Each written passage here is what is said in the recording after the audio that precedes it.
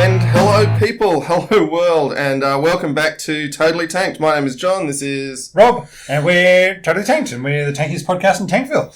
Hello folks, today you might see some S's on the screen as we're talking about a very particular family of tanks. What are we calling it, John?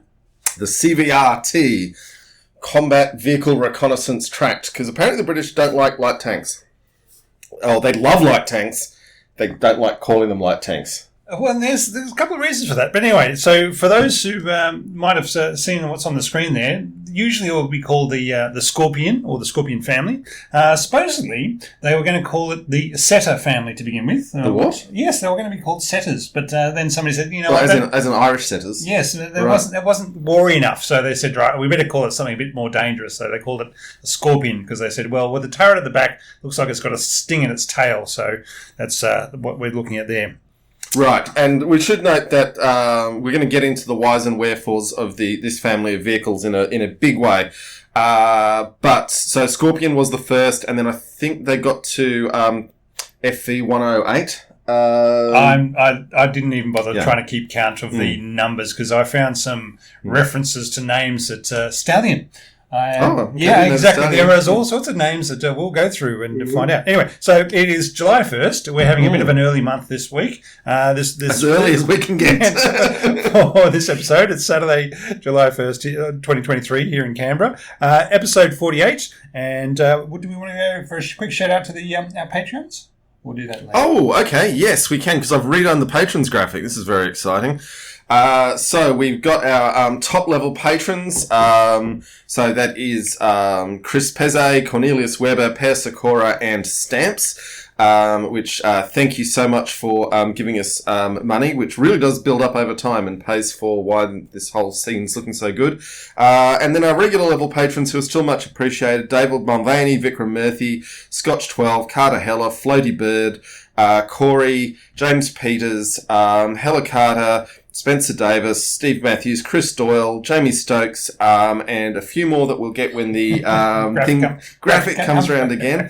Yep. So while we wait for that, I would note we've obviously got our listeners on the podcast. We do have video as well on the YouTube channel, and we've got Tasman on the line and Alexander Hodge from. Oh, Alexander, you made it. Okay. Is out in the woods. Okay. I wasn't expecting you to join us. No idea about camping. But and here we go, John, who we missed from the patrons before, coming back around on the screen. Yeah, Fartmaster we missed. Don't want to miss him. Full stops. I think Floaty Bird. Full stops either changed his name or gone. Right. And Anton Gorbanov was the one I didn't want to miss, our newest patron. And look how cool that graphic looks. It's pretty sexy. John likes picking out his new fonts. I've got a new font. We've got a new font. We've got a new camera. There's a lot of new stuff going on. So be watch out for technical difficulties somewhere through the episode. Yeah, the camera might just turn itself off. Here's hoping it doesn't. That'll be a little bit of excitement for everyone if it does, I guess. Okay, and there is a poll up for those who want to join in. For those who are on the YouTube channel, yes. The poll is... the CVR-T was either a stupid death trap for rich twats or a brilliant vehicle family or someday I will own one. Currently Brilliant is narrowly leading over someday I will own one. It is very much the cheapest roadworthy tank you can buy. That's actually listed as a tank. Not as a armoured personnel carrier or anything else. It actually does classify count as a tank. Yeah, for particular reasons, which we'll get to. But a lot of YouTubers own these. Yes. And I don't know if Maximus ever bought one, but he was very close to buying one. He was looking at one, yeah. He was about 5 months ago. He was looking at one that was in Canada. But yes, there are plenty on the market. I guess nowadays they're all being given over to Ukraine from the UK. But Ukraine is buying them at a big crowdfunding them. Ukraine is crowdfunding the purchases of their CVRTs. All right, so we'll go into some quick stats and figures. Oh, we've got Hesh from New Zealand. Hello. G'day. Excuse me. Designed in the 60s. Prototypes contract to the Alvis Company, which was a car company in 67. More an engineering company, I think. But they definitely made armoured cars before that. Yeah. And cars and airplane engines. Mm-hmm. The production was going through in 1972 and was in service with the UK UK Army from 1973. Oh, the reason why we chose the British tank, John. Why is the reason why we chose the British tank? Because you had British beer that you bought at Aldi. That's right, British beer, because they brought out British beer from Aldi for the Sovereign's birthday here in Australia the other week. So, there we Although go. he's the Sovereign of Australia, so they could have sold Australian beer just fine. Wasn't actually a need. Sovereign's birthday is what we're calling it here in the ACT nowadays. No longer the Queen's birthday long weekend. It's Sovereign's birthday. Yes. Well, at least when the monarch kicks over, you don't have to rename everything on the paperwork. Yep, which is a good idea, rather than having to change all your crowns on your, on your uniforms. I wish Chuck a long life, but his chances of reigning as long as his mother are remote. Yep. All right, they built differing numbers. I've gotten usually around over 3,500. Some numbers I've seen up to 4,400. But I think this is where you get into all the different variants and what counts as the different variants, as swapping between hulls and turrets and everything you've strapped on in between. So, now, just in terms of my tank journey, I was vaguely aware that there were a lot of little British tanks that began with an S, and quite why I didn't understand. And in researching this, it's all become clear. It did not become clear for a long time. It took a lot of research for me to figure out what's the difference between a scimitar and a sabre. And where does it all come from? Anyway, so we'll get on to that. But at the heart of it, you've got in the 60s, the British were looking around. Now, whenever the British say they've got international commitments, what they really mean is that there's some horrible oil despot who they want to keep banking in London, so they have to be able to bail him out when he gets in trouble, almost normally a he. And the result was that they didn't have enough, they couldn't afford enough tanks to be everywhere they needed to protect these horrible people. After World War II, basically, they had to reduce the size of the army because Britain was broke, and so they said, right, we can't have as many tanks as people, so what we need is small, light tanks that we can fit in the back of an aircraft, fly somewhere as part of a rapid reaction force, and put them on the ground so they can actually enforce, make sure that the despots, the failing empire wants to keep in power for a little bit longer, and so the money keeps coming to London. Yeah, so the thing was, instead of having a massive navy and massive army deployed everywhere, well, instead of having a company of tanks in Brunei and Oman and Yemen and all the other places where they were propping up these evil buggers, and still are to this day for many of them, they said, we're just going to be able to fly them to you if there's trouble, so you're still supported. Now, I should also note that it's not just these evil buggers. They have bailed Australia out at least twice with these rapid reaction forces, the most recently in the Timor intervention. So it's not just evil buggers being bailed out by Britain's ability to fly troops anywhere in the world. So it was all built in the UK, and then plenty of exports. So they used about 1,500 within the UK military themselves, and then exported about another 2,000 or something from there. So including sales and upgrades. Crew of 3, usually, with the driver, gunner, and the commander. The commander is also the loader.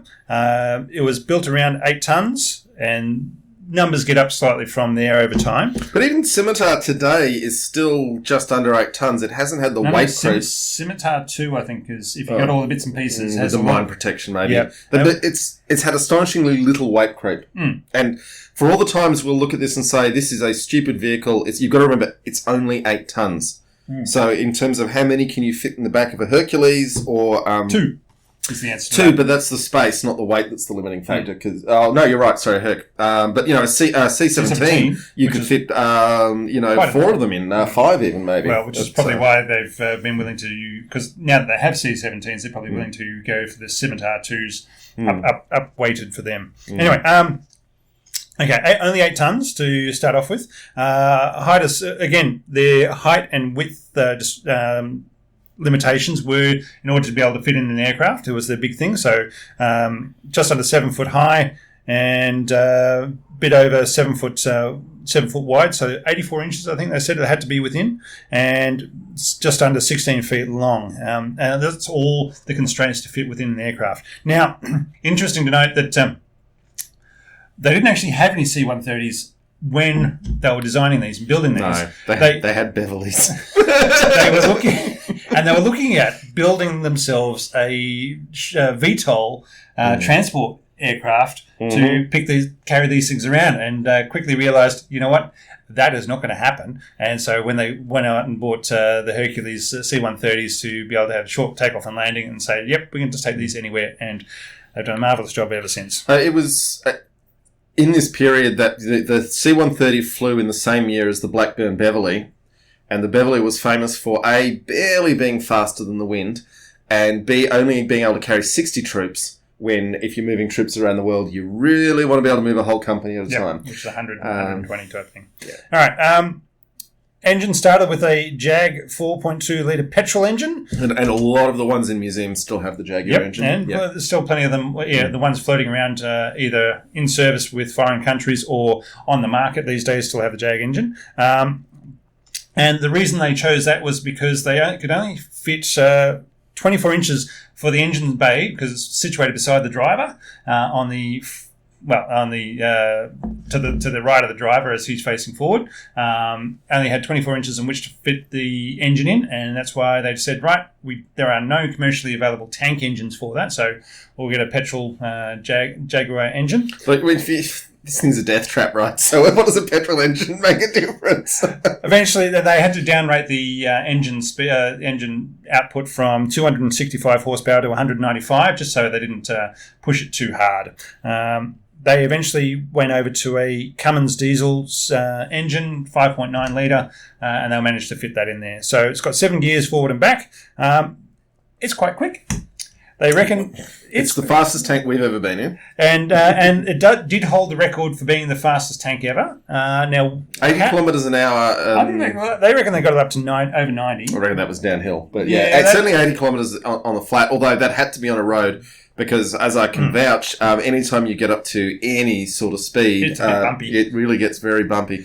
And like my ribs still hurt just thinking about it, because when we get to the halftime break, we've got a video of the start of a lap. My very bad video taking on the phone as Lottie drives us around Cairns, and we bounced, and I had to put the camera away because we're bouncing around too much. Anyway, they reckon max speed of up to 90 k's an hour. However, cruising speed on the road is about 72 k's an hour.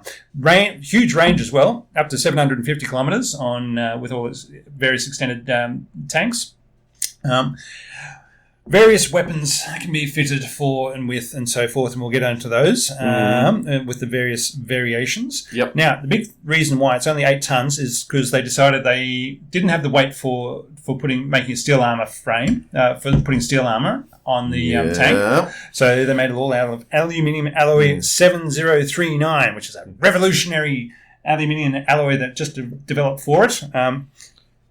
There are many, like, duralumin and, all these different aluminium alloys people talk about, and it gives you very small marginal improvements. I'm not saying they're not improvements. I'm not saying they're not worthwhile. But if you've got an aluminium vehicle, then it's still an aluminium vehicle. And the thing they discovered with the armour on this tank was that they needed 3 times the thickness to get the equivalent protection of steel. But they were still 5 tons lighter than the equivalent protection of steel that by making it out of aluminium than steel. Yeah, but so that 5 tons difference is huge. Yeah, it is. But David Fletcher made the point that the real benefit was having made a 3 inches thick chassis. It was incredibly stiff, and they could pull out all the internal bulkheads they would have needed in a thin steel vehicle. Or the frames that you would normally have to weld the steel plates onto. And that's where they actually got the weight saving. Also, so it's only designed to take a heavy machine gun from the front, so 14.5 from within 600 metres, and 7.62 bullets from the sides. So anything else will go straight through it. So it is not protected, essentially. But what they did find is that the aluminium is actually better at deflecting shrapnel from artillery than steel is. So it just sort of sinks in, doesn't it? I have no idea about the ballistics and that sort of stuff, but that's where we get. And now we'll get on to the favourite thing of variants, John. Variants. So many. All right. It's called a vehicle family for a reason, because it's very... Like the British royalty, they're very inbred. Yeah, let's briefly talk about families. Families don't often work. Like we've looked at the Russian Armada family. Terrible, because it's an enormously heavy vehicle, and a family of them gives you a family of enormously heavy things, and that brings all the logistics train of moving heavy things. But because they made such a light little thing, it was basically a utility vehicle from the start, and it actually kind of worked. There you go. Welcome, Alexander and Evan, for joining the pod. Thanks very much. Okay. Well, actually, let's talk about the vehicle families, the pros and cons. All right. So, pros: the commonality, the driver training, the spares, the servicing, including the training and the technicians all have the same commonality. They can all be trained the same way to say, this is the engine you'll be working on, and it's going to cover all these different types of vehicles. And it's where you go. And the driver training is saying, you've been trained to drive this vehicle. You can drive any of these types of vehicles. And you've also got all the different petrol and oils and lubricants, the POLs. They're all the same. So for your logistics train, you don't have to have a special, any sort of special oils or petrols for it, except in this case it is a increased octane petrol engine, which anyway. The point I was going to make is this vehicle, you get the standardisation, but it is not an easy vehicle to maintain. People who've worked on it tell a lot of stories. Well, I guess I've only seen the Maximus complaining about this a whole lot, even though he really wants it. I'll take his word on it. Yeah, exactly. He knows more than I do. All right, some of the cons for having a family of vehicles. It compounds any issues you've got. So where you have maintainability and servicing issues, then that's across all the fleets. So whatever bad parts of your vehicle is going to be apparent on all of them. I felt I better throw this one there because you've got a family of vehicles. They're all coming out of service or not being used anymore. You have to bring in a new one, and for this they've brought in Ajax, and it's gone horribly wrong. It's all gone horribly wrong. So that's a big con for your family. Too many variants with S names. I think that's a very striking one. And not only that, I mean, if they'd gone with the letter Q, they would have been stuffed, right? But with the letter S, they managed to make every one of the names actually indicate the role of the vehiel. They tried to, at any rate. It's pretty good. I still don't know what Stallion does. I don't know what Stallion is, so all right. We're on fine form there. All right, let's get on to some of these variants. Okay, Scorpion. So the Scorpion was the original version of the tank. FV101. It is designated as a light tank. It has a 76mm gun, and it was an anti-infantry role plus anti-light armour, and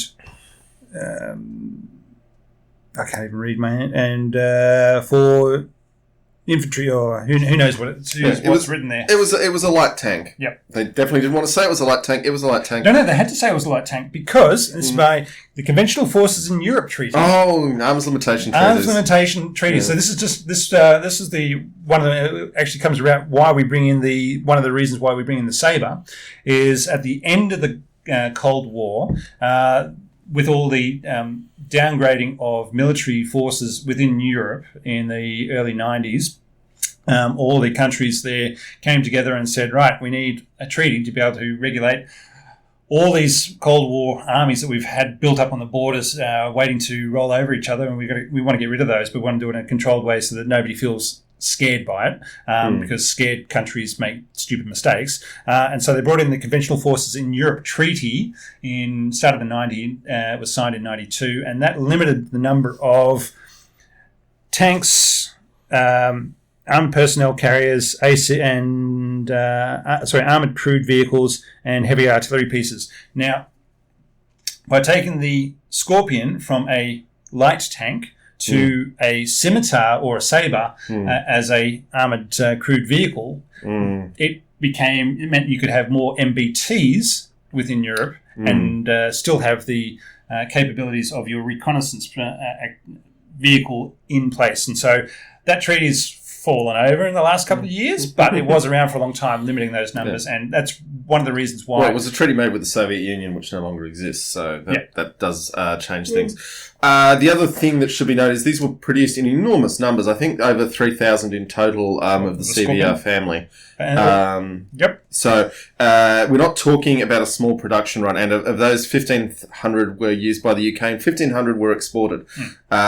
So while these seem like obscure, weird vehicles to anyone who's not British, they are actually one of the most produced classes of tanks in history. Yeah, especially for the Cold War. After World War II. Yeah. They're no T-55, but nothing is. No. Okay, Rob, you're playing with paper. I am. Shall I talk about the 76mm gun? Yes, go for it. Scorpion 76mm gun. Tasman has raised it, but it was already well on our list to talk about. The fume issues, because the gun had no fume extractor, were so bad that... And here's the thing with... let's talk about... We will get back to the Blues and Royals a few times in this episode. But because this was used by what is called the household cavalry in the UK, which... the posh boys. Is the posh boys. When they realised there was a problem with the gun, normally if the crew of a vehicle are breathing horrible carcinogenic fumes, no one cares. The squaddies can take what they're given and be grateful for it. Yeah, but when Daddy is in the House of Lords, questions get asked in the House of Lords and the government has to answer the questions, and the questions with Scorpion got so bad that literally is overdoing it, but apparently the stories are one night they just all disappeared. They didn't all just disappear. Well, the Scorpions got withdrawn from service incredibly quickly when they realised how bad the fume issues were with the 76mm gun. All right, we'll get on to posh boys and so forth in a little bit. So then we got this... And their cat onesies. That's coming up. They're squaddies. They're not posh boys. They're squaddies, John. They look like Ruperts in the photos, but they are the NCOs been in the trouble in the cat onesies. Anyway. But to quickly say, coming up in the show, second half of the show, we've got Graham from the last episode, his Stuart tank running. Video of that, he sent it to us. And also we will be discussing the great riot involving the household cavalry NCOs. And lots more. Recent events in Russia. The sparkling coup d'etat. Yeah. All right. So Scimitar. Scimitar is is another version whereby they took out the. Hey, have you gone from FV 101 to FV 109? I didn't bother listing them in that order. Anyway, okay. I'm just doing them in numbers.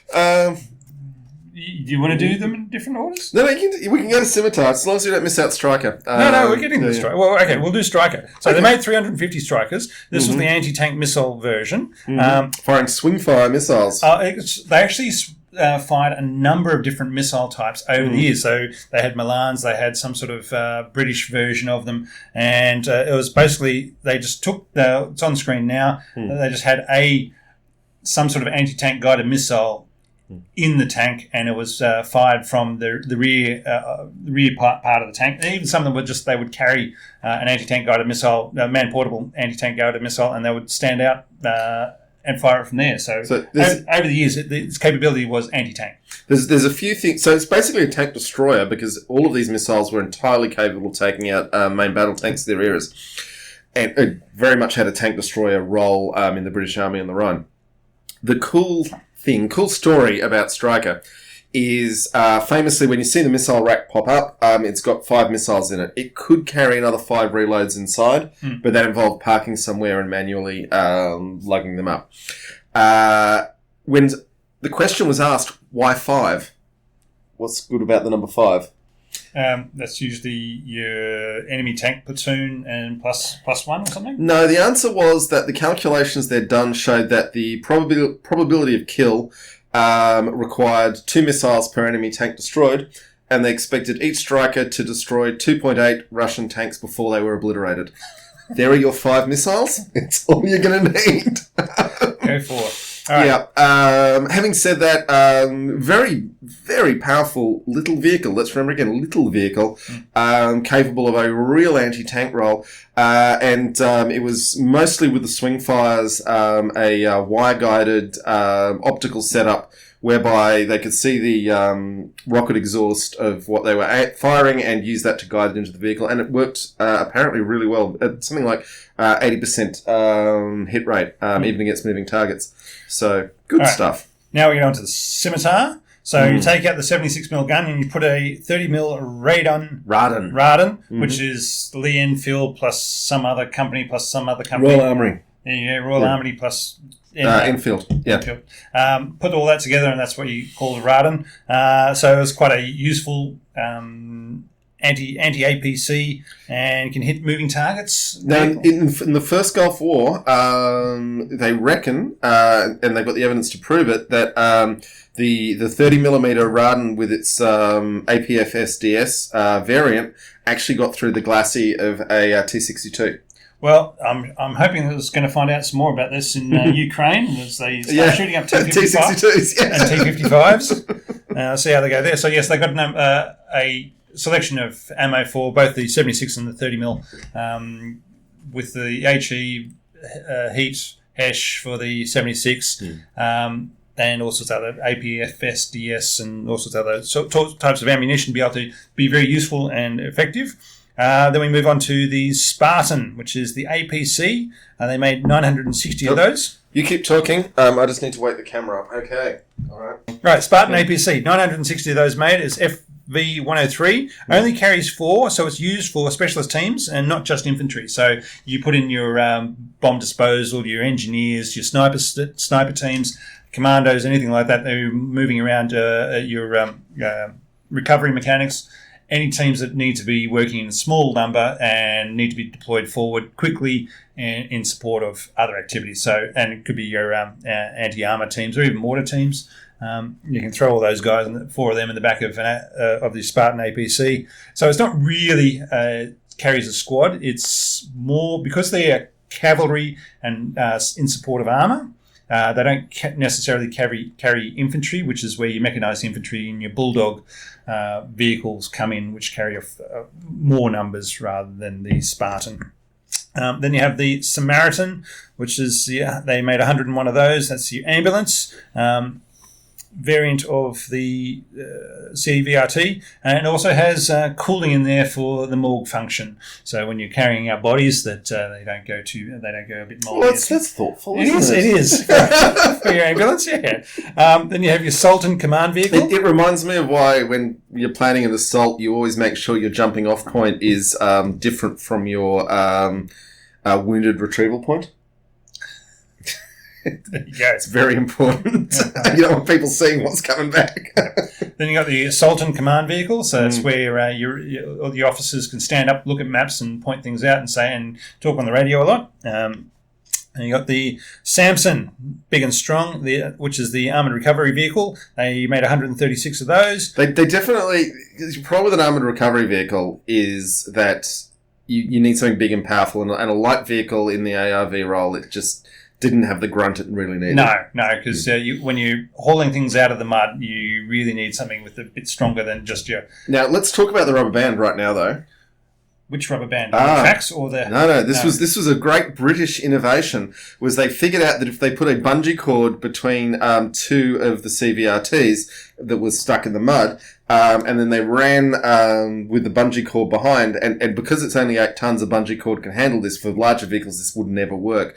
When the bungee cord reaches the point where it can't get any longer and starts to draw in, obviously the stuck vehicle is in mud, which has low traction. It's stuck because it has low traction. And the other vehicle is on higher traction ground, so the cord drags the thing out of the mud.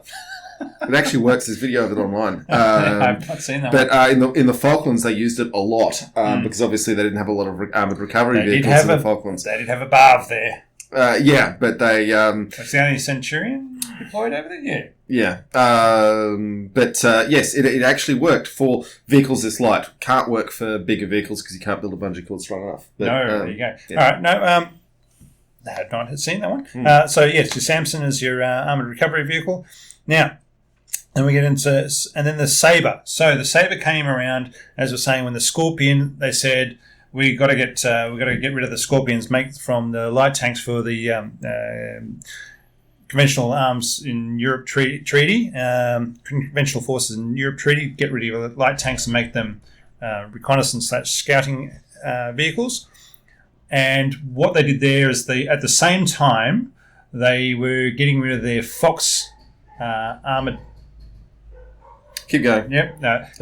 Sheridan's coming home. If you can hear funny noises. Yes, I thought the dogs might have been going nuts or something like that. Some considerate people would have parked on the street, but no. I'm not in a relationship with a considerate person. I can tell you stories, but people don't want to know my cat drama. All right, the saber. Now, this is the one that really confused me because when you look at the saber and you look at the scimitar, they look very similar. And you say, well, what's the difference? Well, the difference is actually the top of the turret.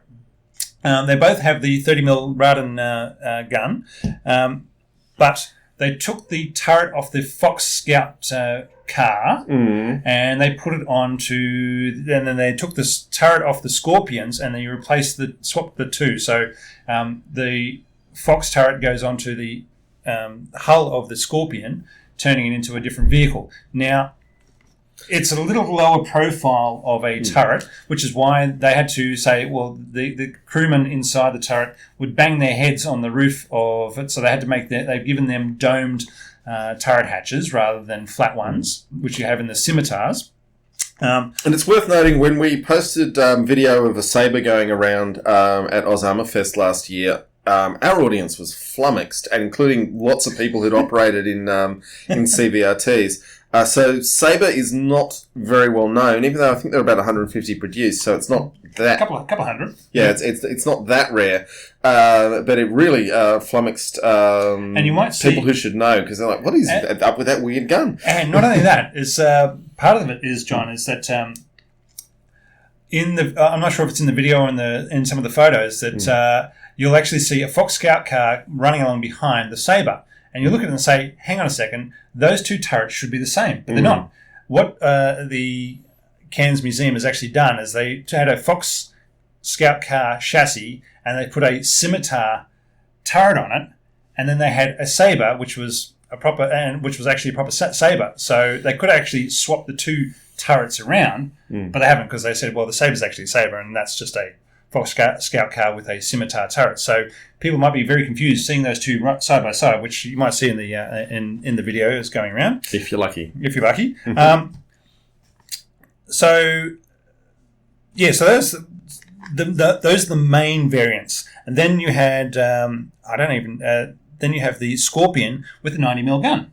Now the British Army did not use this, but plenty of overseas countries decided, you know what, the 76 is no good.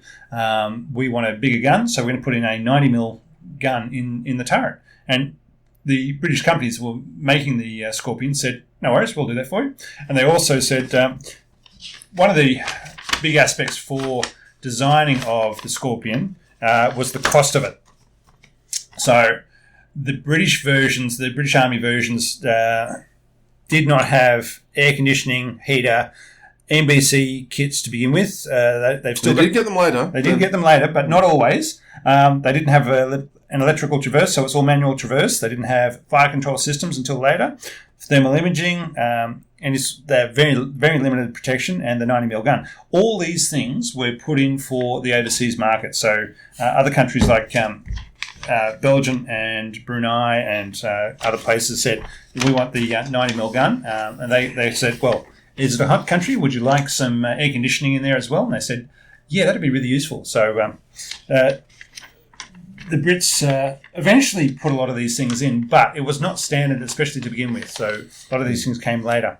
Although the boiling vessel, as I understand it from what I've read, was included because of the need to stay buttoned up with NBC protection. And supposedly there is... I read one reference to a commode under the commander's seat. So there you go. Yeah, I didn't see anything else about it. Sounds like a plastic bag to poo in, doesn't it? It does indeed, but yeah, there you go. All right, now we'll get into some of the less known variants. You had the Sturgeon and the Salamander, which was the... They weren't in our little stampy intro, but yeah.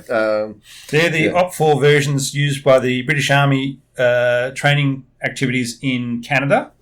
So there was a training corps in Canada. There still is. Most of the British Army does armoured training done in Canada. They've got a whole facility that's British government owned. There you go. Because Salisbury Plain is nice, but it just isn't big. Right, there is a bridge layer version. I didn't even get a name for that one. Yeah, the scissor. I don't know. Because it's a scissor bridge that they put on it, but there was no name that I could find out of it.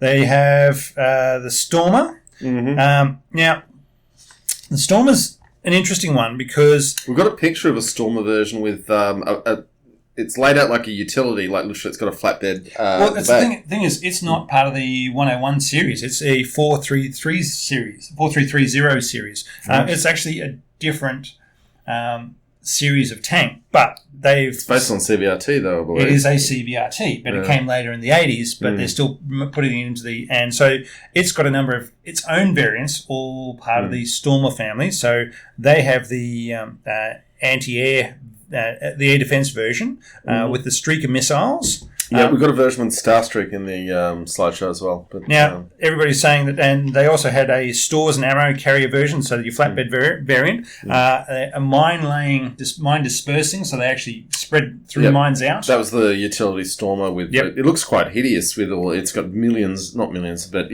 lots of tubes already go pop and make an area deadly to children for. Decades. The Stormer hull is longer and can carry more troops than the Spartan, so they had an APC version of that. And then you got as we're saying, the Starstreak missiles to provide close-in air support, air defense. So again, a lot of people speculating that if they kept those versions, they'd be really useful in Ukraine right now. But the idea was that no NATO country will be in an environment whereby they'll need to have they'll always have air superiority. None of this air parity or anything like that. So they got rid of those versions, even though they would have been really useful for somewhere like Ukraine right now. One of the things... So on air defence, we shouldn't talk about the Scimitar does have a claim of a hit on a Skyhawk in the Falklands War. The Skyhawk didn't get shot down...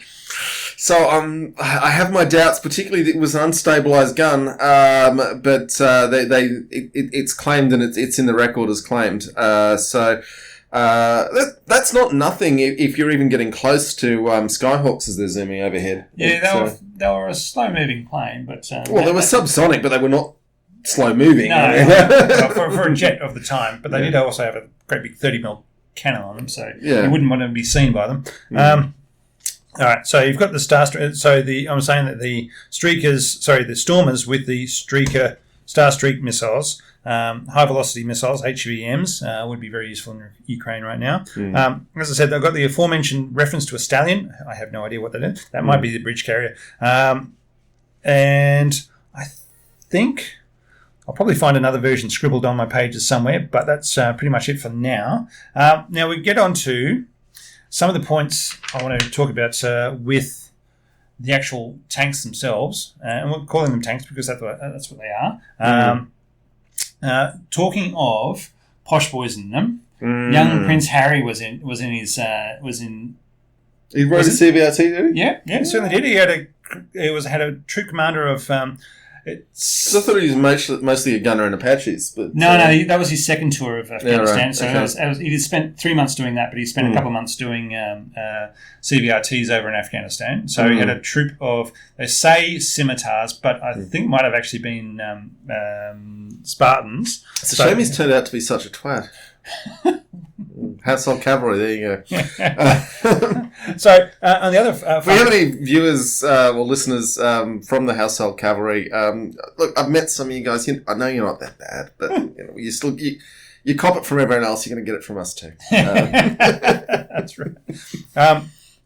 You get then they're second lieutenants, so they still have second lieutenants in the British Army, and in the Blues and Royals and whatever other household cavalry units. So household cavalry at this moment are the Blues and Royals and the lifeguards, which is always funny because for an Australian or an American, when you think of a lifeguard, you think of someone keeping people safe in a swimming pool, but they are meant to be the guards of the life of the monarch. So there you go. And they have a rank of cornets. Rather than second I do love a good cornet. Yeah, so cornets being the musical instruments played by the cavalry on the charge, whereas we usually associate the bugle as the cavalry charge. The British were using cornets, and so the rank has stayed with them from there. It's an honorary thing. It's just what they call themselves. They're actually still listed as second lieutenants, and they used to. They don't carry the actual instrument. They are supposed to carry the unit guidon or colours. I love a good guidon as well. But So there we go. So the guidons are your small pennants for your cavalry that they carry. On the end of your lance? Yes, that's the ones rather than the full colours. We've said the world's fastest tanks, and they can, and they are road legal in the UK and Canada if you get the right license for them. And you've got to put the rubber band tracks on them. I don't think they're road legal with metal tracks. No, you mean rubber padded tracks? I think you can get full banded tracks. Yeah, it's one of the things. So I have seen about they were looking at getting the the British Army were looking at getting the rubber band tracks, whereby they're no longer pin connected. They are actually just a rubber band that you stretch out and slide onto like the you road use wheels. on a digger. But But I haven't heard that they're required for road use over there. So I have seen them running around with just normal rubber tracks. Yeah. As we've said, a hell of a lot of YouTubers own these things because they're cool and you can make a lot of cool YouTube videos. But you need a special license, but it's not that hard to get. It's like a day course at a construction company training facility. We will talk quickly about the Scimitar 2. So this is where, after the experiences in Bosnia and the threat of mines being around the place, they decided that they needed better anti-mine protection. So they took the Spartan hull, so it had much more room inside of it, and then they raised which would allow them to mount the turret of the Scimitar on top of the Spartan hull, and the crew inside the turret would then be raised off the floor, and they would be able to less likely to suffer any damage from explosions from underneath because they are no longer on the floor themselves. I think we actually got the Hetzer had this where the crew mountings was suspended from the ceiling. Yes, and in terms of mine protection, it's one of the simplest things you can do. Literally, the shockwave crumples the tank, but you're not. Your legs are pushed with it when it crumples upwards. Yeah. Your legs are suspended, and they did that for the driver as well. So that's why they built the Scimitar 2. They've looked at a number of, and so from 2010 they were doing that, and they took the Spartan chassis, put the Scimitar turret on, making a much bigger vehicle. They've hulled it for mine protection, provided more space inside. It's got better servicing and maintenance because of all that. They were looking at putting in the rubber band tracks. Its weight's now up to 12 tonnes, and some army units are having their Challenger 2 tanks replaced by Scimitar 2, so they must be thrilled about that. I was about to say, I wonder how they feel about that. So yes, here is your tank. It's a Scimitar 2. Away you go. Yeah. So that's one of those things for that one.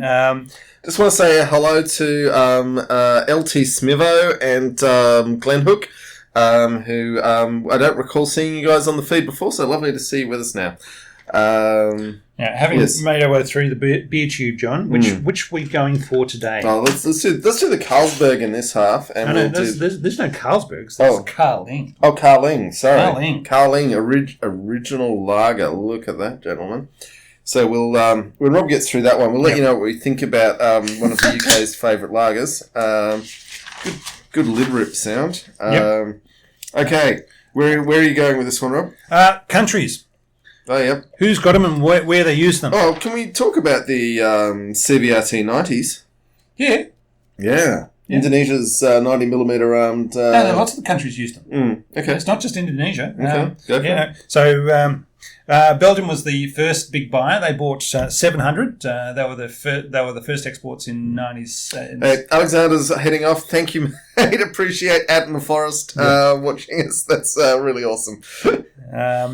Botswana bought 36 from Belgium. Brunei bought 19 over the years. Brunei just being like, we're not sure the British are actually going to arrive if we need them. That's a long flight in Hercules. Everyone remembers Fleet to the East. Didn't turn up. The Malay emergency was the 50s, and the Brunei was having to maintain their borders with Australia, quickly sending Australian troops over there to make sure things didn't go bad as they drove up the rivers in various boats and had confrontations with the locals. Yeah. Anyway. Chile bought 30 from the Spanish Marine Corps for their own Marine Corps. Now, let's briefly note that what we are noting here, everyone who buys this vehicle also has the problem of how do we move them around our country? We either have lots of mountains and little bridges, or we have lots of islands and little ferries. And in all these cases, the answer is something under 10 tons. Come on. Because it could go up 60-degree slopes, so that's pretty... There's not a lot of tanks that'll go... terrifying. There's not a lot of tanks that'll go up a 60-degree slope.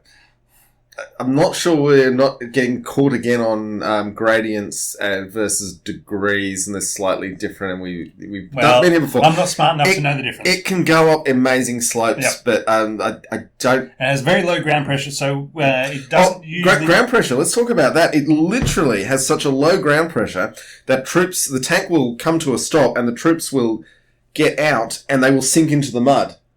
Because the ground pressure of the CVRT is lower than the average human being, which really lets it float over some horrible terrain. Honduras picked up 15 of these, probably after the 100 Hours War that we talked about previously. Indonesia has bought 121, including your 90mm guns. Now, the Indonesia, you got to remember, we're talking about, I think it's a 10,000 major island archipelago. It's only 4,000. Depends how... Okay, anyway. They've got more islands than any country on Earth that I'm aware of. And the fourth largest population. Yeah, and so what can fit on a ferry is a question that the Indonesians think about more than anyone else. The Greeks and the Turks are probably next, but for the Filipinos, who also operate CVRT, have a lot of islands. So, it's going to be a hell of a war in the east if Taiwan ever goes up, because it's going to be a naval one. Yeah. All right. So Indonesia has 120. Now they're still operating. Iran.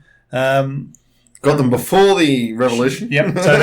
So in '78 they ordered 250 and then another 110. I don't know how many were delivered before the fall of the Shah. And some they're still on the list of operators. They're still operating around 80 now. So Iraq then got some of those from the Iran-Iraq War of the 1980s, who then gave them to Jordan and Oman, and Ireland bought some in the 80s as well. The best photo we have, and we've used a lot in the material for this show, is a very fat driver in a Irish flagged CVRT. And it's a little unfair that we put the Union flag, as it's a British vehicle, on a picture of an Irish CVRT in Irish camouflage. There you go. But I haven't seen that. Now, I am wondering if the chieftain was actually serving these, because he joined the Irish Reserve in the 90s when he was over there studying, and he joined the Armoured Corps there in the reserve. So he might have.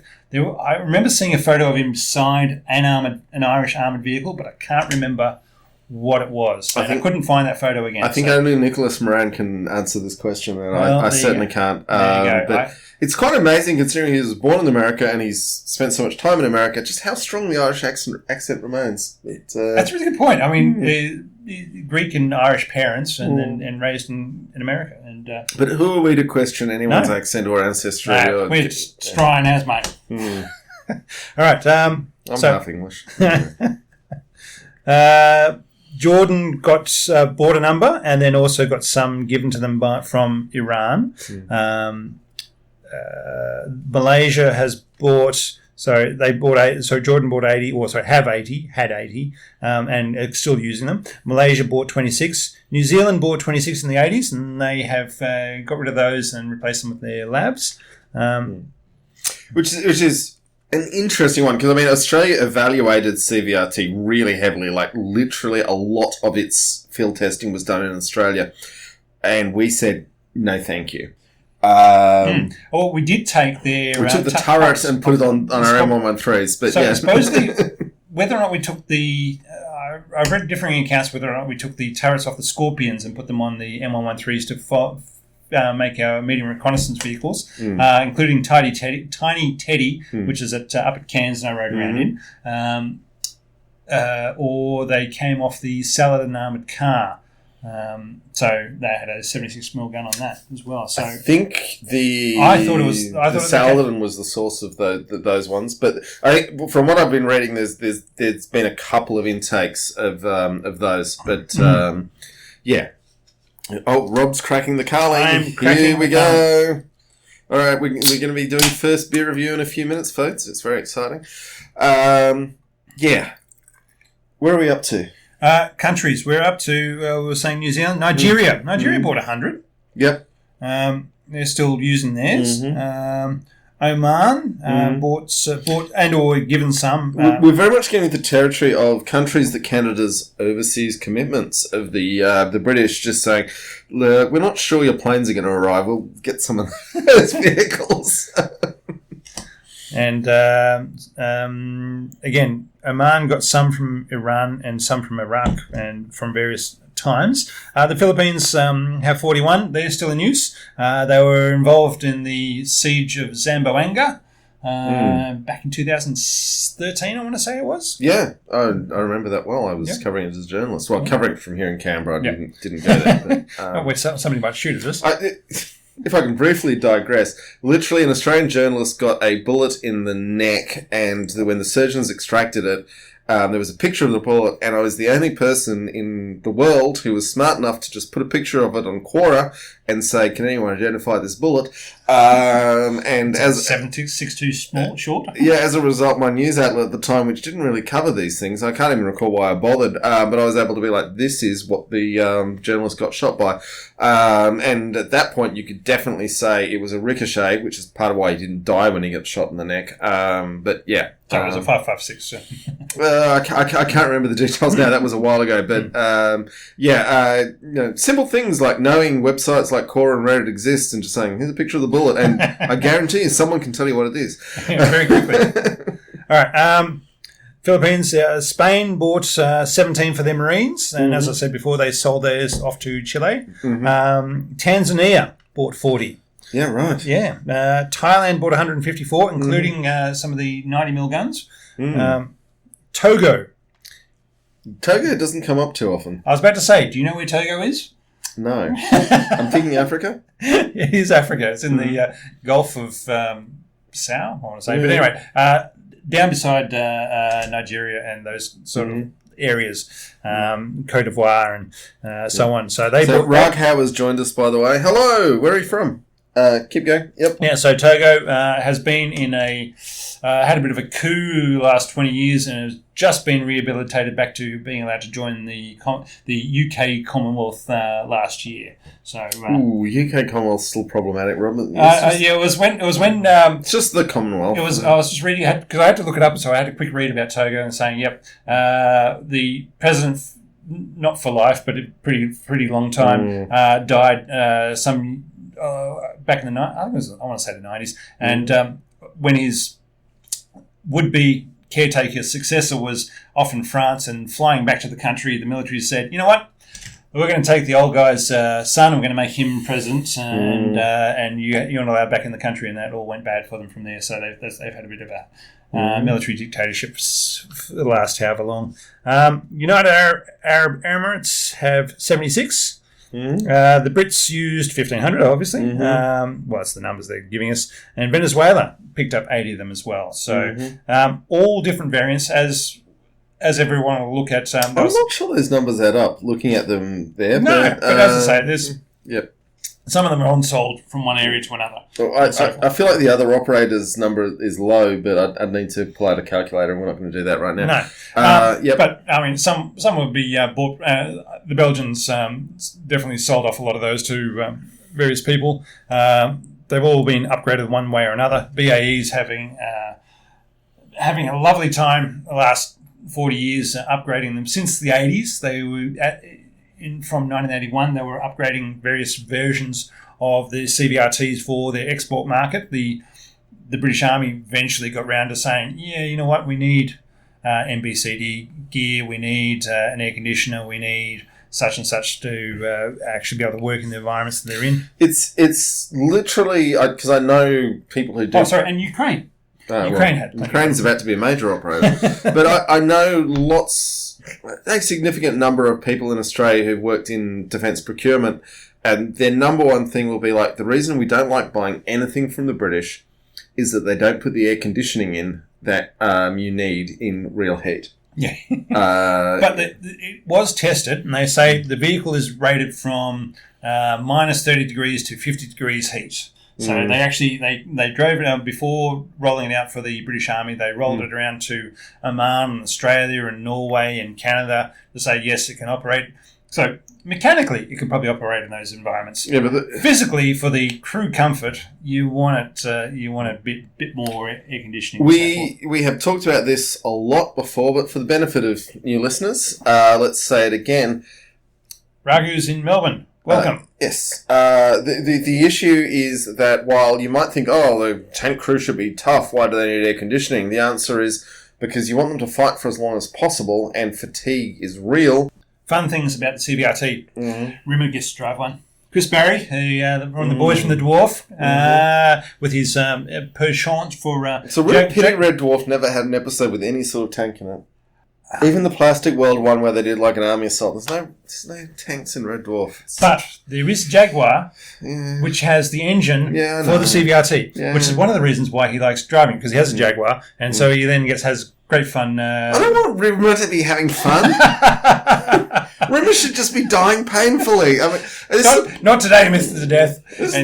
Kick him in the nuts. I'm sure I'd really enjoy Chris Barry's company if I'm ever lucky enough to spend time with him. But Rimmer, no. Boys from the Dwarf. All right. Fastest tank, longest range tank, track gearing. Okay. What was the range? 750 k's. Jesus. Yeah. He took one to Chris Barry took one to a petrol station in the UK at some stage. It's expensive to fill up. I've seen lots of YouTube of that. He spent £440 to fill up the tank. So however much was in there for that. And it will go through a KFC drive-through. There's YouTube video of that too. There you go. It has the transmission basically can turn very well.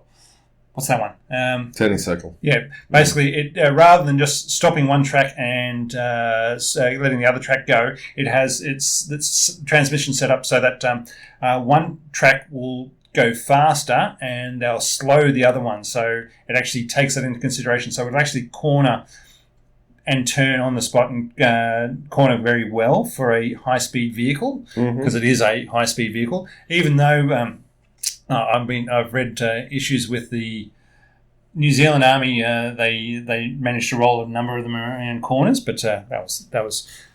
What happens when you're going fast? Compared to the American Striker, which if you swing the gun out will literally almost roll over without moving, is a thing. But yeah.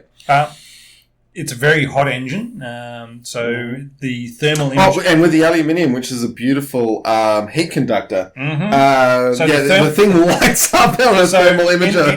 In the 70s, when in the 60s and 70s were designed and built, thermal images were not a thing, and then suddenly you have a very bright thermal image of this tank moving around the place, because it gets very hot with that little engine pushing it really hard, and then the whole entire chassis of the tank blowing up. And we've talked about in the past how thermal imaging is literally what tank people talk about the first. They don't talk about the size of the gun, the thickness of the armor.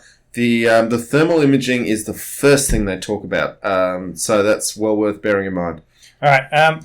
Shall we talk about our Carling lager? Beer review number one.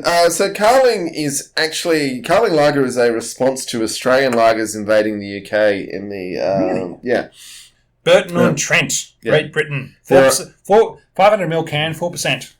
There are many, many, many British pubs where... I've served it cold because we do that here in Australia. Yeah, but there is no way you drink Carling warm. It'd be horrible. Anyway, it is just like every Australian lager, and it was literally produced as a response to Australian lagers, and it tastes like an Australian lager.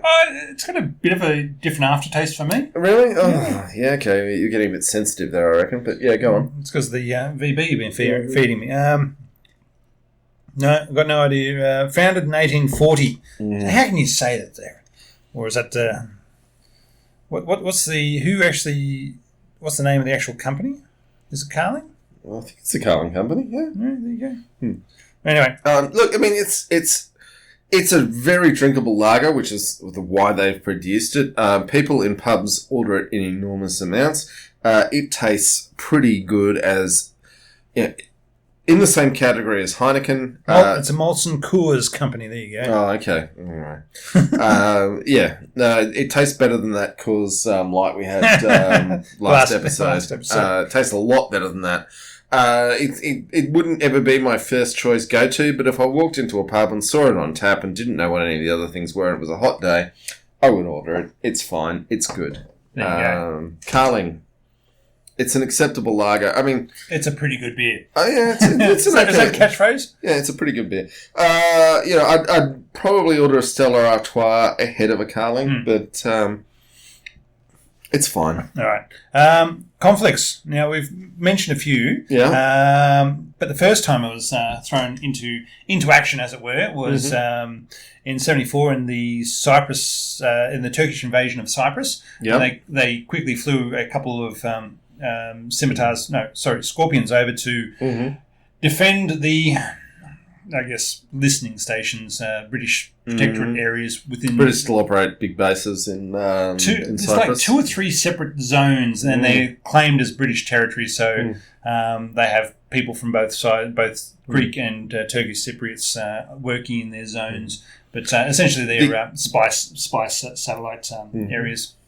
The journalist Max Hastings, who wrote one of, in my view, the best books about the Falklands War, because he went down there with the troops as a journalist, but he had briefly been a paratrooper and he did a combat drop into Cyprus and he had the medals and bits to go with that in the Turkish invasion, and it was one of those things where one of the paratroopers on the ship he was going south with said, "Where'd you earn those?" And he said, "Cyprus." And they said, "Oh, you're one of us." And so he got the access he needed as a result of that.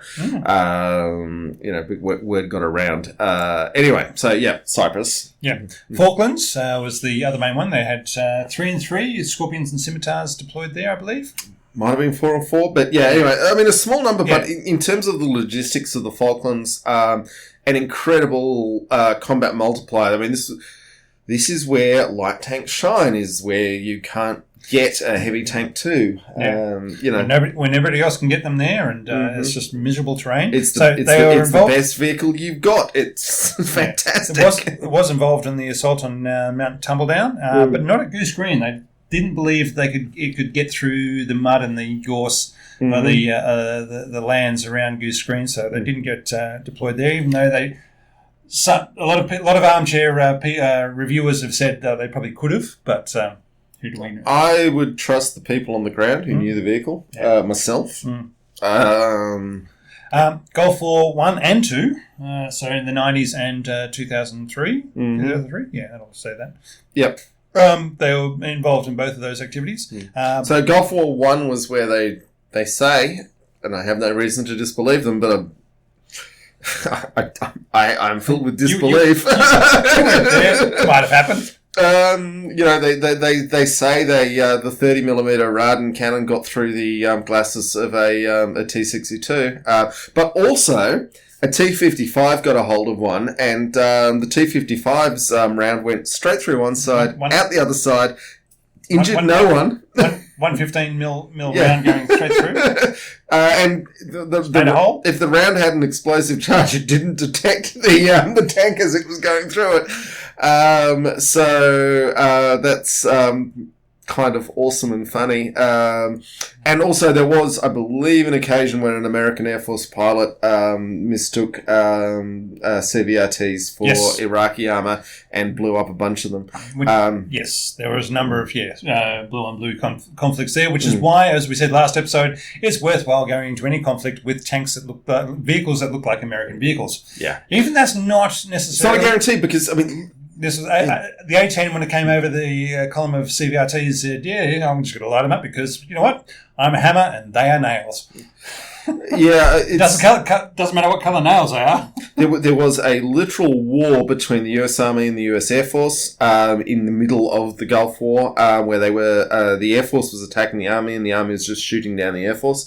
And we'll talk about that for Russia in a little bit. Yeah, but it's nasty as hell. But interestingly, when we put up the recognition guide for the CVRT, Buck, our great listener from Alaska, who's an M60 veteran, said, I looked at those in the recognition guides, but obviously the US Air Force didn't get the same recognition guides.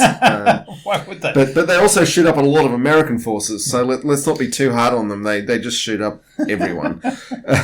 I always like the story of American ground forces shooting at a British helicopter and in Afghanistan, and the helicopter pilot landing beside them and saying, "When has the Taliban ever flown a?" Well, they do now. They do now. Now that they've captured all the American helicopters. This is like 2003 type thing. Yeah. It's like, okay, so when? Anyway. So speaking of Bosnia in the 90s, they were deployed there as part of the peacekeeping forces by the British Army. Afghanistan as well, as I was saying, Prince Harry was over there with his. They were deployed. They're out of there now, obviously, but they were in there for a long time, and they've had various versions of the scimitars, the Samaritans, scimitars and Spartans deployed over there as part of their force protection.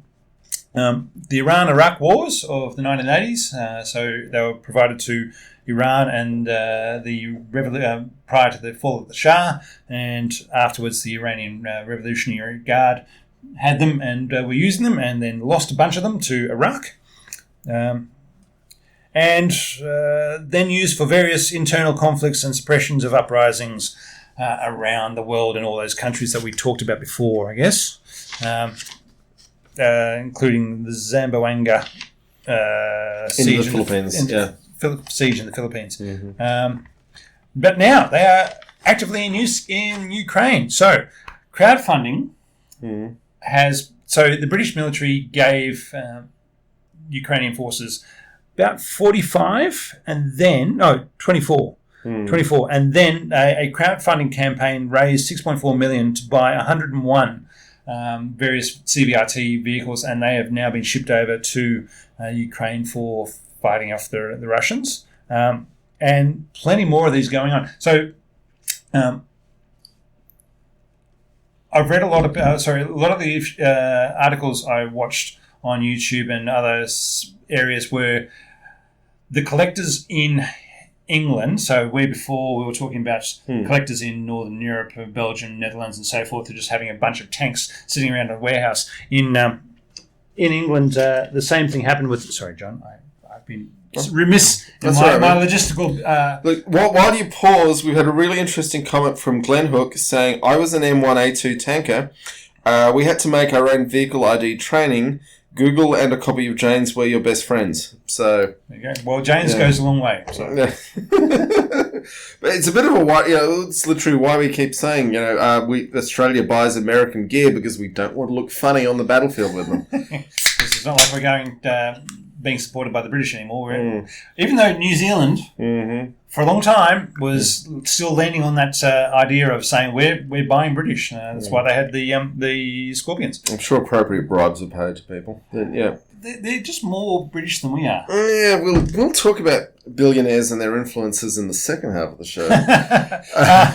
Anyway, so the British Scorpion variants and FE1, all these variants, when there were a number of times I saw them, they had been bought up by collectors straight after they'd just been upgraded to the latest version, and then suddenly a decision came down saying we're getting rid of these. So they have just gone through their upgrade process. Now these upgrades include things like the diesel engines, mine protection, thermal imaging, all these bits and pieces to improve the life extension of the vehicle. But Well, I guess it's probably when John Major came in, actually. Probably, yeah, I want to say that. And it was about that time where suddenly all these things were going onto the market, so they were getting rid of them. I hadn't actually looked at that like that. I just made the connection that it was about then they started getting rid of them. So, no, it was Tony Blair, sorry. Tony Blair. Right, sorry. I'm getting my UK Prime Ministers mixed up. So change of government, basically, in the UK. So suddenly these things that Controversial opinion. John Major was a better Prime Minister than Tony Blair. I've got no idea. I am not normally inclined to give Tories benefit of the doubt at all, but less wars, John Major. Anyway, yeah. Anyway, fewer wars before the pedants really arc up on me. Yeah. What I was getting at is that a lot of them had gone through an extensive upgrade process and then suddenly came onto the market and been bought up by collectors, and they were in pristine condition and YouTubers and ready to go. And well, they've since gone onto the market for YouTubers when people are saying. But there was one video about a fellow somewhere, I'm going to say Surrey because I like the sound of it. He had 100 of them, and he had a company called tanksalot.com.uk, and he just had them there for people to be able to come out and drive them around and run things over on the weekend. And he got approached by the crowdfunding mob from Ukraine and said, "We'd like to buy all your tanks." And he said, if the money's right, sure. He never wanted. He said, "I never thought of himself as an arms dealer," but suddenly he was just a collector, and then suddenly somebody wants to buy them. Says, "Well, I don't want to be making a profit off this, but I kind of have to." So it's funny how we kind of have to when we can make massive stacks, isn't it? You seem genuine, but I don't know. I've got to do the right thing by Ukraine. I've got to make a ton of money. I mean, I'm not critical of the guy, but I'd do the same thing. We all do. All right. Some other fun things. Small enough to fit in a shipping container, so they can be shipped around discreetly around the world. So you don't have to have a C-130 flying in somewhere. You can just put them in a shipping container, ship them off, and suddenly they're in a locale that and carrying out a coup or enforcing a dictator or whatever else you feel like. Overall pros for the vehicle, low cost. When the UK was broke, they were very... they're cheap and light, but they're incredibly effective for the weight and the money, and that's the kind of genius of them. It's amazing. You get... The British always had the idea of... Now, I don't know if they were deployed in Northern Ireland. I couldn't find anything on that. You would think that, but... from the time of 69 all the way through till basically 96 that they might have been deployed over there, but I couldn't find anything saying they were. However, because they had the wheeled vehicles equivalents with the Fox, could be they used the armoured cars because they always looked at the idea of we want a tracked version and a wheeled version, because the tracked version goes with your armoured columns, and your wheeled version is for more insurgents and or internal conflicts, and so we don't scare people when they see tracked vehicles rolling around the streets, which is a pretty important visual distinction of, okay, is this a police action or is this the military coming in to blow shit up? And because just remember, boys and girls... Mind your language, Rob. Yeah, I will. Just remember, boys and girls, the military is not the police, all right? They're not trained to keep the peace. They are there to enforce... Now let's quickly talk about the poll on for those who are on the YouTube feed, the glorious few. We do appreciate you guys, and whatever ladies are watching, folks. Let's go with folks. Folks. But so the poll, CVRT was currently a stupid death trap for rich twats is on 30%. A brilliant vehicle family sitting on 50%, and someday I will own one is on 20%. So my 50th is coming up, John. Maybe I'll get one for that. That would be awesome. I'd appreciate it when you come back from your trip to Europe to watch the rugby. No. I was going to say, for my 21st, John and a bunch of other friends bought me a nice, great big sword to throw in the golf bag to carry around. I'm going to put that. I'm now ashamed of that sword. As someone I know. As someone who owns good swords, it's okay. That was the 90s, John. Yeah. We've learned, but maybe you could all band together and buy me a tank. Okay, folks. So Patreon.com totally tanks. Buy Buy Robert Tank. Don't do it for me. Rob's the one you like. Buy Robert Tank. What more have you got on CVR2 right now, Rob, before we get to the second half of the show? Well, I think I'm sure I'll find something in my notes, my scribbled notes that will something to talk about. But for now, I think we go to my very bad video making recording. Well, it's not just that. We've got my very awesome video making in here. But John does the good stuff. Mine is the rubbish stuff. So. Actually, your whole just taking bad video and talking has proved to be immensely useful for us in this episode. Anyway, folks, we're going to run and have a wee, and we will be back in the second half. You've got Graham's tank running. You've got what's been happening in Russia and Ukraine. We've got the household cavalry punching on in cat onesies. There's a lot happening in the second half of the show, and we will be back in a few minutes.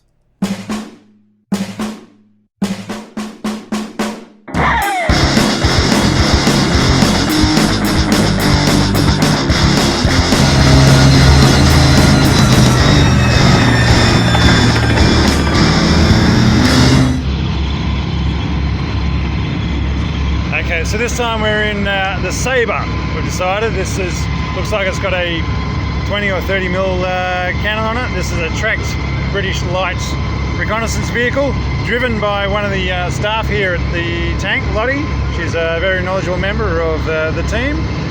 Told us a lot of stuff. She's been very kind talking to us about tanks and all sorts of various things. And now she's driving us around in the Sabre.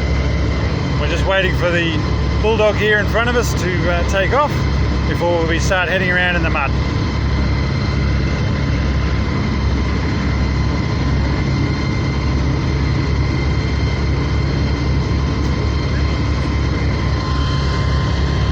And we've got the Leopard behind us waiting to come in, and then the Fox Scout car behind that. While we're here, let's have a look inside. No, there we go. And we're off.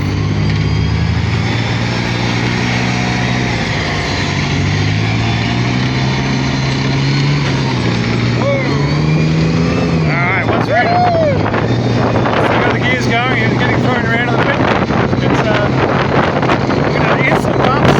Oh, we'll make sure we're right in this one.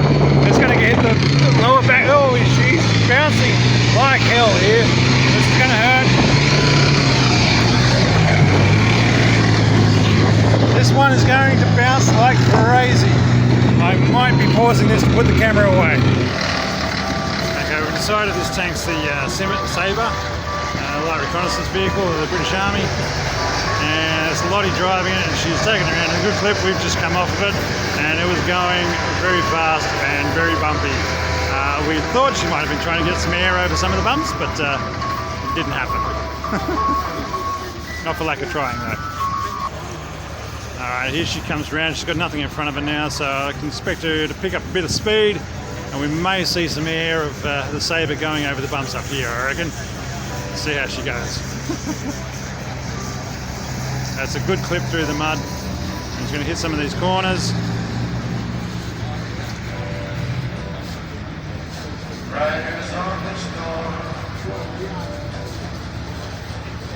You get bounced around in there quite a bit. See how the short wheelbase sends you riding up and down, and you're quite high up in that little turret.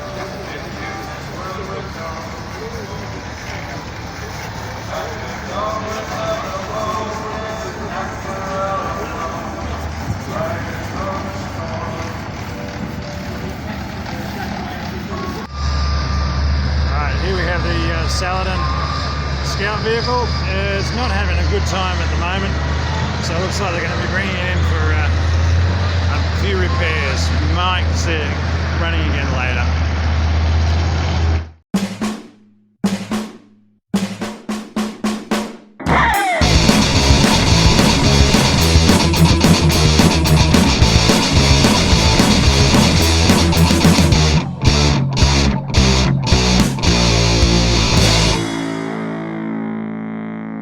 Hello, people. That was a very quick run up and down 2 sets of stairs, past cars, over things, and the hurdles, and a bit of parkour in there to be able to make it back in time for the video starting up again. Now, yes.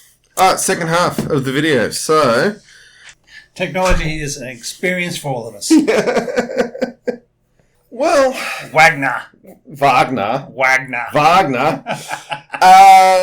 Prigozhin decided, you know what, I'm sick of these Russian generals. My mate Vlad will back me when I decide on me drive to Moscow from Rostov-on-Don and take all me good boys up there, and we blat the hell out of these generals and take over. And Vlad will say, Prigozhin, my mate, my chef, that's a good job. You did the right thing. And you know what? He got halfway there, and halfway.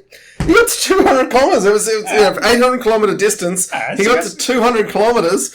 He got a long way there. The security forces around Moscow ripped up a lot of highways, and then Vlad came out and said, actually, you know what, chef mate, you read the room wrong, and I'm not actually that happy with your decisions here. There's a lot going on here, and we're going to just keep going until we get through it all. So Prigozhin is an interesting character. We've talked about him before. The fact that he got his start selling late-night hot dogs in St. Petersburg. Now, I'm willing to guess that more than a few people watching or listening to this... It wasn't just hot dogs he was selling. ...have had dealings with late-night hot dog sellers, but if the rubles are just piling up, it's not hot dogs that you're selling. And I'm not wanting to throw shade on everyone who sells hot dogs. There are many honest people who do that, but they don't make private warlord money. Right, so he was selling drugs, is what I'm saying. And, he spent 9 years in prison in his life, so that also points in that general direction. You've also got that he then managed to take the money he was making from his hot dog stand, drug stand, and turn it into a floating restaurant in St. Petersburg, which is awesome. Good luck to him. For those who don't know, St. Petersburg, like Venice, is a city built on the water with lots of canals and everything else. Having been to St. Petersburg, there's a lot of... I've been to both of them, actually, yeah. But there's a lot of Petersburg that's nowhere near the water. But anyway, he bought his... But the money is there. I bet the money is there. He had his floating restaurant, and literally, there's pictures of him serving up drinks to Vladimir Putin and George W. Bush and Bill Clinton, and so very successful. And then what I love about crony capitalism in the USSR, and I thought about this, and then I thought about recent things in Australia this week, and we're really not that different in terms of corruption. But in terms of the corruption, was that the Russians said, we need someone to organise the catering for schools across the whole of Russia. And then someone in the government said, well, Prigozhin's very good at running his luxury restaurant on the river. Let's throw money at him. So he can run he's very good at food procurement for his luxury restaurant, so he can run the catering for the entire country's schools. And many young Russians died of dysentery while he had that contract. So he's very good at having the right friends and knowing how to talk to the right friends. And there's hope for us all, because you can be in prison and running a hot dog stand. It's got a widget. It's got a widget in it. A widget it has got. So let's roll opening the next beer. I'm a little ways away from that, but we'll manage. Timeless taste of Tetley's. To get back to Prigozhin, he was, in my view, almost certainly a drug dealer. He got a government contract that he couldn't adequately fulfill, but he made a lot of money of it. He's become the private warlord of the Wagner Group, causing misery and destruction across the world in Putin's service and whoever can pay the most. Yeah, and you know what? Just remember, they're not just in Ukraine. All over Africa. They're all over Africa and Syria. They're deployed forces. So whether it's Chad, Central African Republic, Mali, somewhere else in Eastern Africa that they are at the moment. Probably Angola. Yeah. But you get to... This is why, everyone's been quoting Machiavelli talking about mercenaries. Let's just talk about mercenaries and the problems with them. That you've got your mercenaries, and government's like, oh yeah, mercenaries are great. We don't have to publish their details when they get killed. Yay. Mercenaries, not so keen on that. We don't have to pay them pensions. Yay. Well, they want a lot of money to have the pension taken out of the equation. But it's not an ongoing cost, which is what governments don't like. It's a one-off cost. But it's not. This is the problem, is that once you've got your mercenary force established in a place, they're like, well, who's paying us next month? And what they take really badly to, because they're human beings with their own needs and wants, and guns. And guns is the important part. Is someone saying, oh, we're not going to pay you next month. And say, well, we're just going to overthrow the government that you put us in place to support and take all their money. Yeah. Because we've got to get money somewhere. Somebody's got to pay the bottom line. But let's talk about, because everyone is telling lies about what happened last week in Russia. Yeah, literally an armoured column, maybe not armoured column, an armed column. Yeah. They took Rostov-on-Don and took the Russian Southern Command, which is overseeing the Ukraine war, took it. Okay, and then they got to Voronezh. And they just remember they had a nice, relaxed chat with the various generals in there, and everybody was happy. Everyone was happy. There were literally tanks on the street, though. And getting stuck between buildings. And more to the point, Wagner tanks have a red Z on them, so you can tell they're Wagner. And then they headed up the highway in supposedly a bit of a prank and a bit of a protest. But then shot down 12 aircraft. Let's remember, they shot down a lot of aircraft. Those aircraft have crew, have families who, then had to hear, oh, we've pardoned the people who did this. And it's like, why would you pardon the people who did this? It's because you don't matter. Yeah, because you don't matter. And one thing I found really interesting was, and it's almost a return to a total reversal of cavalry, was that Wagner were taking up in their convoy tanks on flatbed trucks. Yep. Because and then you come to a point of with people in them. Yeah, but the point is that there's no point having a tank on the back of a flatbed truck if there's not somebody in there to do something if something goes wrong. But so the mount is the flatbed truck, and the dismount is the tank. And let's remember how serious it was that Scorpion could have done that drive by itself in one tank of petrol. A Scorpion could have, but the Russians were in such a bad way that it took. They were taking civilian trucks and parking them across the road while a couple of traffic cops with diggers dug up the highway. This was a very serious moment for the Russian state and frankly the world, because if Prigozhin as a complete gangster had got his hands on the Russian nuclear arsenal, that wouldn't have been good. No, but just remember he was going up there to take out the Russian hierarchy rather than the military. Only the corrupt ones. Yeah. The military hierarchy, not his mate Vlad, who he thought he had all the sport of.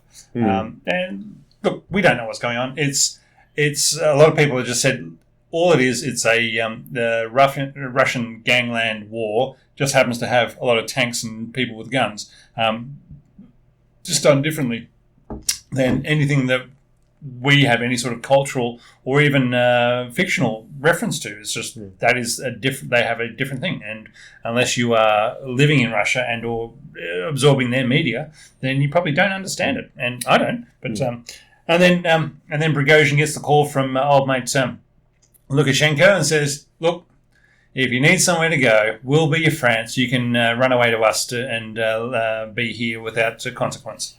This is the thing that really annoyed me the most with this whole thing was Prigozhin gets his little escape clause for his... he literally killed a lot of people. And if you... As somebody says, including a very expensive spy aircraft. Well, it was fascinating how many electronic warfare assets the Russians managed to vector in, which got shot down. Just the ones who got shot down was an enormous number of expensive electronic warfare assets because they really wanted to know what was happening. And it's not like they can replace them. Because that's hard. Nobody's selling them those bits again. Yeah, and the crew... Even the French aren't selling them those bits again. Actually, this isn't a slideshow, but one of the things I heard in the last couple of weeks was that for most of the Russian missiles, their parts are currently embargoed, they can make using the parts out of a smart washing machine. So this is where Slovenia comes into it, baby. Slovenia comes into it, but currently around Kazakhstan and all through East Asia, an enormous number of washing machines are crossing the border, and somewhere in Russia there's an enormous pile where they're throwing gutted washing machines. Is this why you see all the videos of the Russian troops ransacking Ukrainian towns and taking the washing machines? That makes sense. That's the only thing I can think of. Yeah, and. It would be appalling if it wasn't so funny. There's also the issue of what we're going to talk about briefly, billionaire brain, because in the same week we got the Titan sub. Hang on, I was going to actually I didn't put it in. Here we go. I've stuffed up. Anyway, I did have a screen to put us inside the Titan sub, but I didn't end up doing it. Your controller's all the way over there, John. We can't even drive it from here. I just got to get the controller in my hand. Yeah. So the Titan sub, truly wealthy people do really stupid things because they are so detached from reality because they have so much money that no one can ever tell them that they're wrong or bad or that they're doing the wrong thing. I mean, let's face it, the average dude in the street, no one ever tells them they're bad or wrong, even when they're definitely being bad and wrong. And when you're a billionaire, no one ever dreams because everyone around you is constantly telling you, you're the best, you're the greatest, you're so funny. I've actually avoided a lot of the things because just saying, well, it's a human tragedy, but it was also pretty stupid. But guess what, boys and girls? Don't worry. Virgin Galactic has just opened up for public Episode flights. 2, Season 2, Billionaires Doing Stupid Things.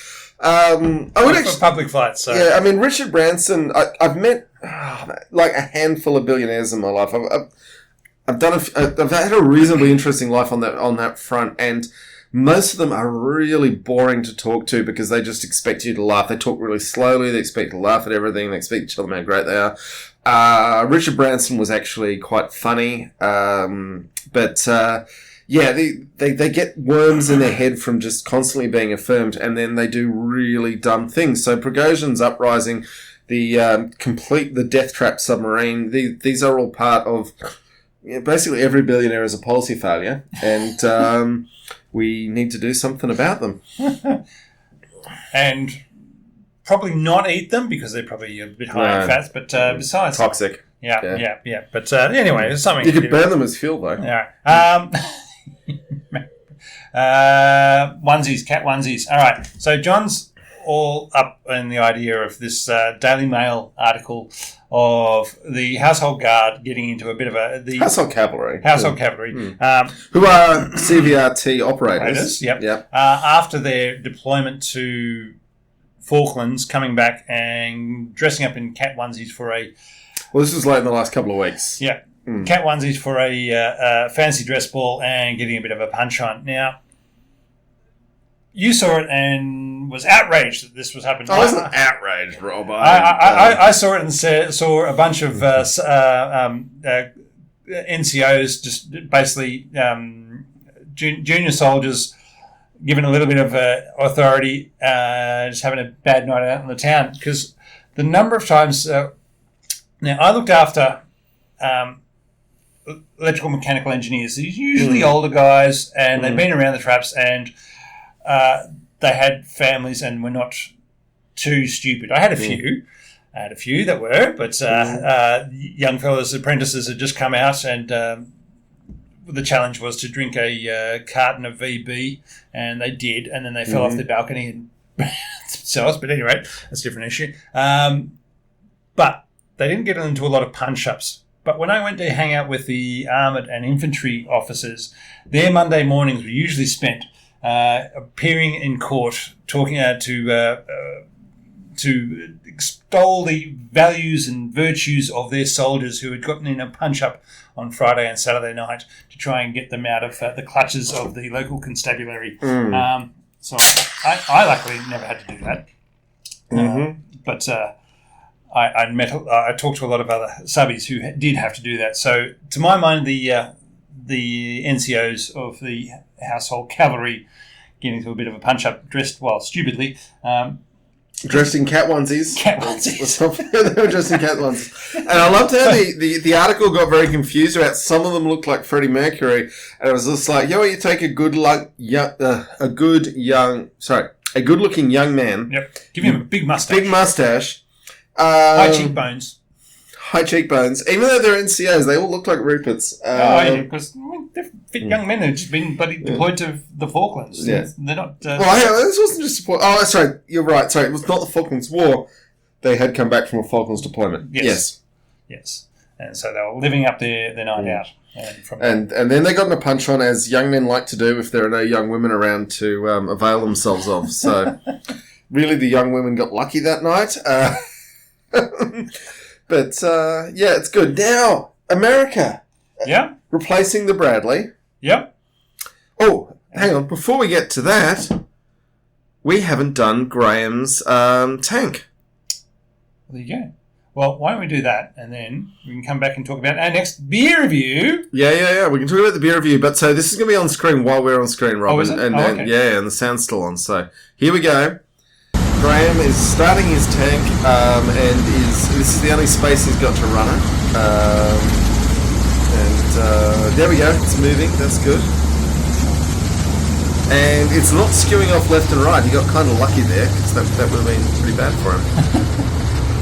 Now, for those keeping up with tank restorations in Australia, the M3 Lees that the Cairns Museum picked up from a barn in Victoria a couple of weeks ago, they have stripped them back and have got them up and going as well. They're all ready, and I'm assuming they're going to have them ready for. Whereas last year at the Oz Armour Fest, they had their. What was it? It wasn't the Panther. It was the. They had the Panther going. No. But what was the tank they were doing up for it? Oh, they had the Stug that we went and looked at the restoration. I will say it wasn't much of a Stug. It was a small bucket of rust, and they were going to recreate it. They had been doing up a tank before the Oz Armour Fest to be able to roll it out during the thing. So I'm assuming these M3 Lees, the three M3 Lees. Oh, they did a video this week. They've got an M3 running there. Yeah, so they've. So I'm assuming they're going to have it all up and running and going and available to ride in the Oz Armour Fest this year, which will again be at the end of August.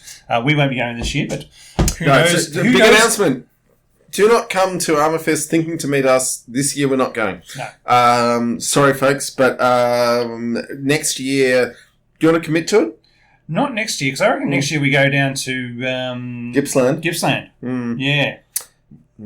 Okay, we're still open. If the Tank Museum in Cairns offers us the right package, we might still go see them. We're always happy to volunteer our services to be able to on the let's get the live feed going. Get the live feed going and actually providing the commentary of the tanks, because the young fellas they had doing it, I didn't think really had the patter for it, John. And you and I, after 2 beers, would have been much funnier. Yeah. Well, we think so at any rate, and our audience does. So there is that. Okay, what else have we got to talk about? Australian armoured vehicles to Ukraine. I have loved watching the raging dickhead who calls himself the Australian Minister for Defence, Richard Marles, saying over and over again that we are sending M113s to Ukraine because they are better armoured. It's like better armoured than what? A Hilux. A Hilux. They're better armoured than a Hilux. A cardboard box? It's just hilarious. And when we started sending Bushmasters, I got in fights in my workplace. We were like, we're sending armoured vehicles to Ukraine. I'm like, they're a protected vehicle, not an armoured vehicle. And then people who don't know say, well, what's the difference? Now, this is a good question. We want to get into nomenclature, as the word is, scout versus reconnaissance vehicles, which is a part of what the Scorpion family of tanks were. So you've got the idea of what is a reconnaissance vehicle, because the Scorpions themselves were designed to be a light tank that would scout out 20 kilometres in front of a armoured column, whereas the Scimitars and Sabres are designed to be only around 3 kilometres in front of that same armoured column. So I can never get... I'd have to do more reading about the armoured doctrine of which one is the scout, which one is reconnaissance, because one has an objective of contacting the enemy and then carrying out activities against them. The other one is just to screen your own forces. So more than happy for somebody to throw in the comments, anybody who's more knowledgeable than I am, to tell us what it is. But look, I don't know. When all these things happen, my constant answer is the immortal words of Admiral Rickover, fish don't vote. Which is why the US Navy stopped naming submarines after fish and started naming it after congressmen. You want to name your vehicle something that the people who are sturgeon. Something that the people who are paying for it will be happy about. That's the real trick. The HMAS Busted, which is an actual Australian patrol boat, I'm pretty sure. It turns out that both Rakow and Glenhook have driven M13s and have views on this, so that's quite exciting. And there's the interesting thing with the Australian vehicle send that apparently the Ukrainians really want the Hawkeyes, which are a four-seater... Four-wheel drive, heavily protected, but what our army... comfortable and get better radio reception? Yeah, what our army keeps saying is you do not want them. They are such dogs, you do not want them. Please understand, you do not want these horrible dogs and vehicles. Well, I mean, limited protection, I guess, is the idea. And all right, beer review, John. What are we drinking this time? We're drinking Tetley's Smooth Ale. And it's got a widget. It has got. All right. It is from 1822. The Tetley's company is formed. It is a smooth ale, 440 mils, 3.6% alcohol. The smooth... for those on the video feed, look at the head on that. We poured these ages ago. Yeah. Admittedly, it's a nitrogen-filled widget, which... There is no natural brewing process that will nitrogenate your beer. Carbon dioxide is what you get from brewing, and this does not have it. So it pumps a bunch of nitrogen in. It gives you a very smooth, creamy head.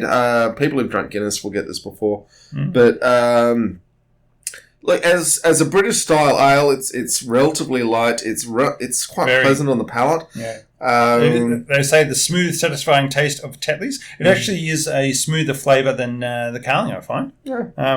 But yeah, it's while it's an ale, it's not a dark ale. It's but it does have the head of what I would consider the Guinnesses and those sort of heavy. Any nitrogenated beer will give you a thick, dense head because that's the interaction of nitrogen in liquid. It's weirdly artificial, but let's remember that something like 70% of our atmosphere is nitrogen. We are nitrogen-breathing animals, so that's fine.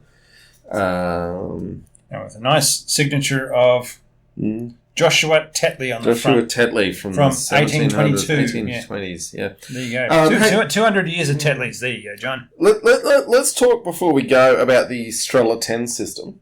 Yes.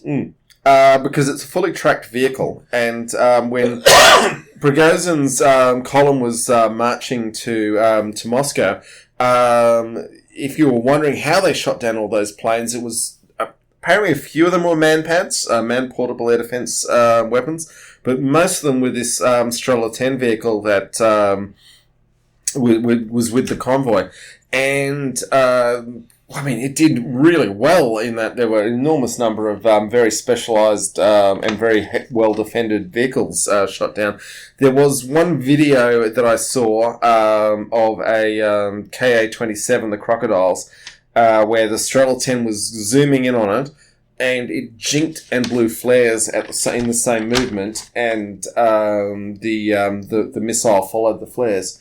And I don't know for a fact, but I wonder if the flare release isn't automatically triggered with a jink in the helicopter.